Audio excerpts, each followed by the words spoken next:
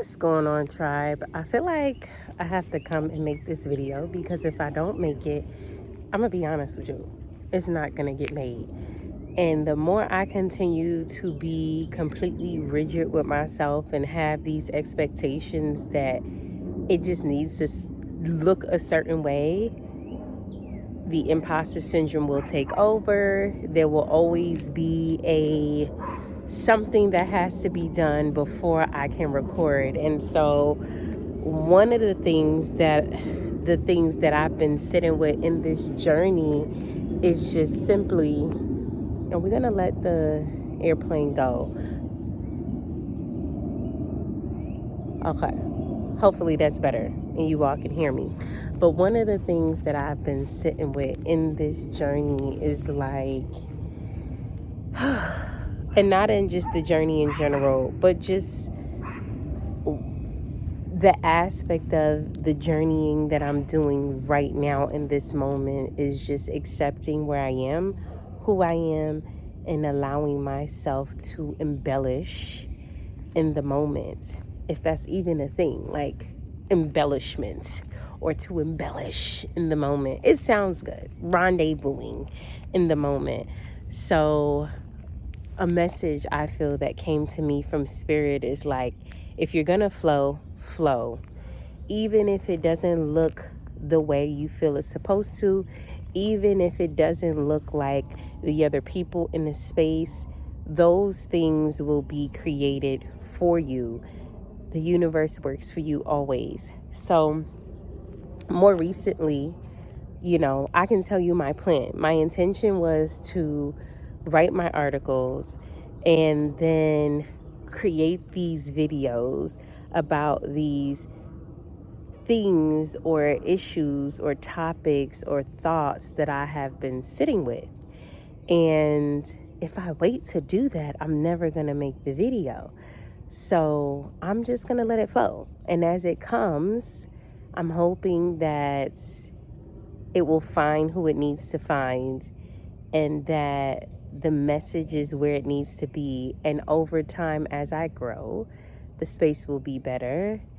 Things will eventually come into flow the way that I would prefer, or maybe it won't. And I think that that's the beauty of being in the unknown, of not having this expectation of what the next few steps may look like or the runs may look like, and trusting that the universe has you and that you will end up exactly where you need to be and just to journey. So that's my little introduction. I'm not going to do the call to action. It is what it is. Like, I just feel like we flowing and that's it. So back to the topic. What I've been sitting with lately is the idea and the concept of me. And in that process, I've had these spurges of emotion of like, damn, it feels good to be me. I am accepting of where I am. For so long, I didn't realize that I was looking for this essence of validation or this need of validation from other people, from friendships, from romantic relationships, and the lack thereof of validation I was given essentially to myself. So with that paradigm or that subconscious thought, I created a reality for myself of unavailable men, unemotional men, friendships where I had like this underlining energy of red eye, as we would call it in the Caribbean. Like, you keep yourself around people to some degree to where your successes, there is a hint of this energy of envy, essentially, and you attracting people to yourself that are not essentially solidified in themselves, so they tend to project and compare. And that makes sense when you look at it on a bigger spectrum of things, because if you're not comfortable with yourself and you're looking for somebody outside of you to validate you, then it's likely that you're going to attract that same frequency. And so I'm in a separation from my husband. And in this process, it has caused me to invoke what I call an awakening, essentially.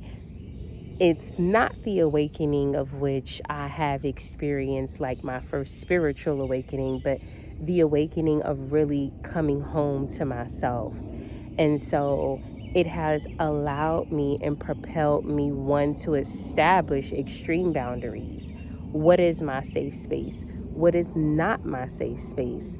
What are the things that I enjoy? Who is the woman that I want to show up in the world and be, right? What does she look like? What is her archetype? How do you want to eat? What kind of clothing do you want to wear? How do you want to smell? What are the things that you want for your children? What type of career do you want? What is your purpose? And so in this time, I've had time to kind of quiet out these noises, the doing things for other people because that is what I'm supposed to do, this sense of obligation, this sense of I am friends with you because I've been friends with you for so long, and the idea of letting such a long friendship go instead of prioritizing the aspect of, does this serve me?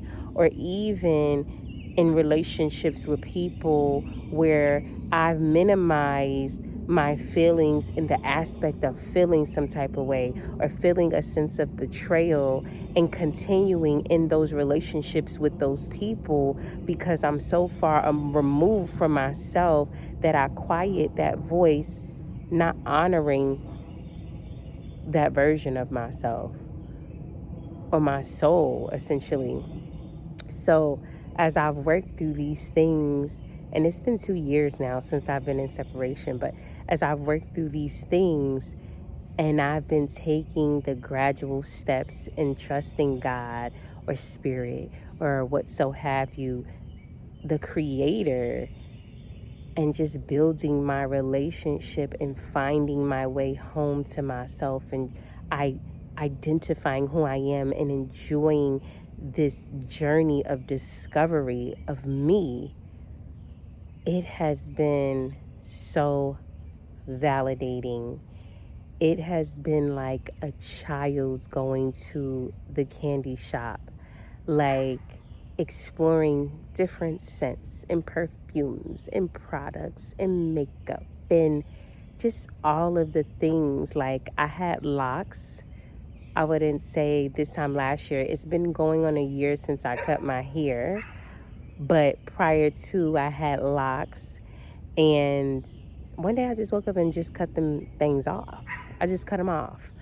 And ever since then, like wearing this low haircut and experiencing different things, and the wigs and this and the henna to color my hair, and not wanting to wear certain products and certain fabrics, I have been able to sit back and accept, one, I wouldn't say my failures, but my opportunities of growth, and two, the essence of the woman that I am becoming, and being okay with her and not prioritizing anybody else. So there was particularly this moment while I was discovering my new profound love in the genre of jazz. And the instruments that were playing, I started writing poetry because that's something that I used to do a lot when I was younger. And as I was writing and listening to the instruments, I got this burst of energy and I was like, damn. Like, it feels so good to be me. I am here. I did it. Like, I got the job. It may not be exactly the way I want it in this moment, but there's growth, there's ease. I am compensated on my day to day, and I do it with such flow. My children are where they need to be. They are healthy. They are thriving. They are smart. I'm eating the way that I choose. I'm wearing the products that I choose. And I'm comfortable in me. There's not this essence of like survival or this essence of feeling like I have this infinite amount of list of obligations or this weight on my shoulders because I am trying to appease other people. I'm in my space, in my room, enjoying music and doing that thing that I used to love to do, nurturing my inner child. And in that moment, I was just filled with abundance of like, wow, this is amazing. And so I share this because I don't have a flow. I don't have a format. I am simply just putting it out there. Everything else will flow and do what it needs to do as I just continue taking the steps forward. So I share that with you because in those moments of your despair, in those moments when you're questioning if you're taking the right steps of what feels good for you, know that if you feel it, know that if you're being pushed to it, know that if it's this feeling that you absolutely cannot let go, that is the universe, that is God urging you into the right direction. And so I'm sending you my love in that. I'm sending you encouragement and letting you know that you are not alone and that it's okay not to have the full picture of what the destination will look like, and that it's okay to journey in the unknown. But we're here and we're thriving, and it's okay to pick yourself, and it's also okay to be in your villain era, in essence, to yourself, and allowing other people to remain uncomfortable as you continue to discover who you are. And so with that being said, I absolutely love you, whoever this has reached, and I'm journeying and we're figuring this out together, and I am building that paradigm of commitment to myself and to the tribe to be that version of myself that continues to show up each and every day, no matter who or what anybody thinks. Like literally, I'm outside. And at any moment, somebody could like walk by, and before I'd be like, oh, what if somebody sees me? It's like, who cares? And so I'm doing that. And this is my nudge of encouragement to follow your purpose and do the things that make you uncomfortable and do the things that you feel urged to do. And I love you.